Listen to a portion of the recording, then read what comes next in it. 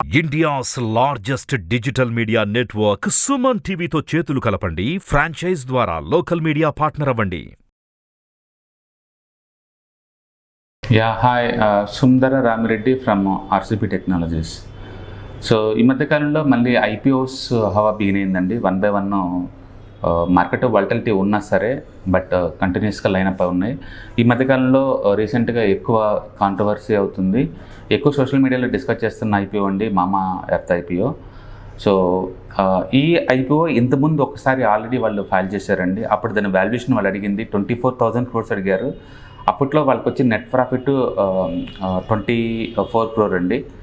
ఇక్కడ నేను balance sheet పెట్టాను, ఒకసారి చూసుకోండి ప్రాఫిట్ అండ్ లాస్ ఇక్కడ. సో లాస్ట్ క్వార్టర్లో ఇది, కరెంట్ క్వార్టర్లో అయితే ఇప్పుడు ఇంకా లాస్ పెరిగిందండి. ఇంతకుముందు 24 crores ప్రాఫిట్లో ఉంది కదా ఆ క్వార్టర్ రిజల్ట్స్. ఈ క్వార్టర్ రిజల్ట్స్ అయితే 151 crore లాస్లో ఉంది ఇది ఈ కంపెనీ.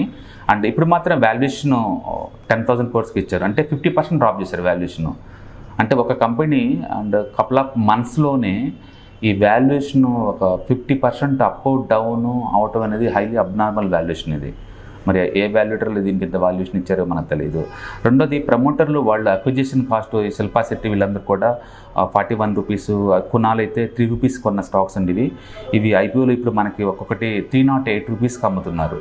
అఫ్కోర్స్ ఒక స్టార్టప్ కంపెనీని డెవలప్ చేయడం అంత ఈజీ ఏం కాదు, మనం ఎంటర్ప్రినర్స్ని ఇక్కడ ఇన్స్టాల్ చేయడం అని కాదు, కానీ ఒక కంపెనీ డెవలప్ అవ్వటం, అది దాన్ని ఎక్స్పాండ్ చేయటం అండ్ పబ్లిక్గా ప్రొడక్ట్ని యాక్సెప్ట్ చేయటం, దాన్ని నెక్స్ట్ లెవెల్లో ఎక్స్పాన్షన్కి వెళ్ళటం, మళ్ళీ కంపెనీకి ఐపీఓ పట్టరాటం, ఇవన్నీ డిఫరెంట్ స్టేజ్లో ప్రతి ఎంటర్ప్రినర్స్ డ్రీమ్ రన్ అనమాట ఇది. ఓకే, బట్ అదే టైంలో ఒక కంపెనీ వాల్యుయేషన్ అడిగేటప్పుడు కనుక చూసినట్లయితే మనం అది ఎంతకంత రిటైలర్స్ కూడా అమౌంట్ పంచాలి. ఈ మధ్యకాలంలో న్యూ ఏజ్ కంపెనీస్ అన్నీ కూడా అండి, అండ్ పేటిఎం కావచ్చు, జొమాటో కావచ్చు, అండ్ నైకా కావచ్చు, మంచి బిజినెస్ మోడల్ అయితే ఉండొచ్చు, బట్ వాల్యుయేషన్స్ అనేది చాలా అబ్నార్మల్ వాల్యుయేషన్స్ ఉన్నాయండి.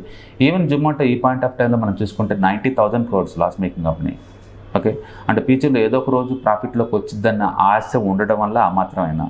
అంటే జొమాటోలో యూనిక్నెస్ ఉంది, ఎందుకంటే అది రెండు వైపుల నుంచి మనీ వస్తుంది కాబట్టి, అటు హోటల్ దగ్గర నుంచి ఇటు కస్టమర్ దగ్గర నుంచి వస్తుంది, మధ్యలో గూగుల్ యాడ్ అవన్నీ కూడా వస్తుంది కాబట్టి ఎంతకంత బ్రేక్ అవ్వడానికి ఛాన్స్ ఎక్కువ ఉంది వాటికి. బట్ మామా ఎర్త్ లాంటివి number of alternative FMCG companies ఉన్నాయి ఈ రోజుల్లో.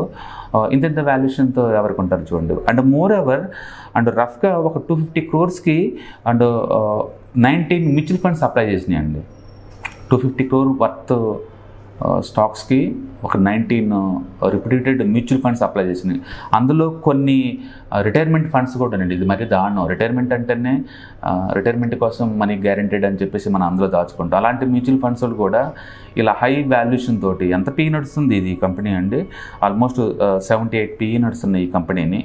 అండ్ ప్రమోటర్లు అండ్ అర్లీ స్టేజ్లో పెట్టిన ఇన్వెస్టర్స్ 3 రూపాయలకి 5 రూపాయలకి ఉన్న స్టాక్స్ని మనకి ఒక్కొక్కటి 308 rupeesకి అమ్ముతున్నారంటే వాట్ టైప్ ఆఫ్ మార్కెట్ ఇది అర్థం కావట్లేదు. సో పబ్లిక్ అందరూ ఏటి పెడితే వాటికి అప్లై చేయకుండా మీకు ఆ బిజినెస్ మోడల్, వాటి ప్రొడక్ట్స్ అది కంఫర్ట్గా ఉంటేనే అప్లై చేయడం బెటరు.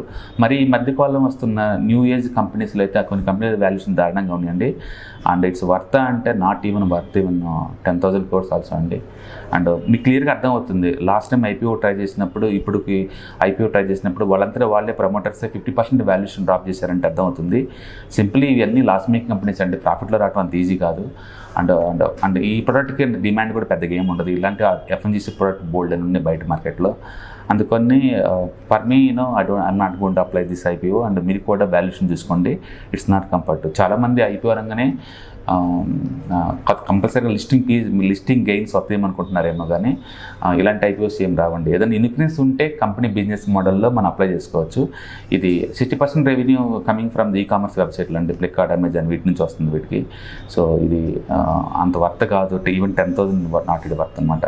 ప్రమోటర్లు సాధ్యం త్వరగా అర్లీగా బయటికి పోవాలన్న రీజన్ తప్ప అదర్వైజ్ ఇలాంటి కంపెనీస్లో మంచి ప్రాఫిట్ మేకింగ్ వచ్చిన తర్వాత ఐపీఓకి రావచ్చండి. బట్ వాళ్ళు ఎందుకు వస్తున్నారు ఎంత త్వరగా అంటే బికాస్ ఆఫ్ ఈ లాసెస్ రాను ఎక్కువ అవుతుంటే మెయింటైన్ చేయలేము, అండ్ బ్రేకింగ్ రావడానికి ఎక్కువ టైం పట్టిద్దని చెప్పేసి వాళ్ళు అమ్ముతున్నారు. ఓకే, సో వాళ్ళు కొంటున్న ప్రైస్ 5, 10, 20 రూపాయలు కొంటున్నారు, మనకేమో 300 rupeesకి ఇలా పబ్లిక్ ప్లాట్ఫామ్ అమ్ముతున్నారు. Okay, so too much expensive stock అండి. And I'm not going to apply, you also don't apply. Thank you.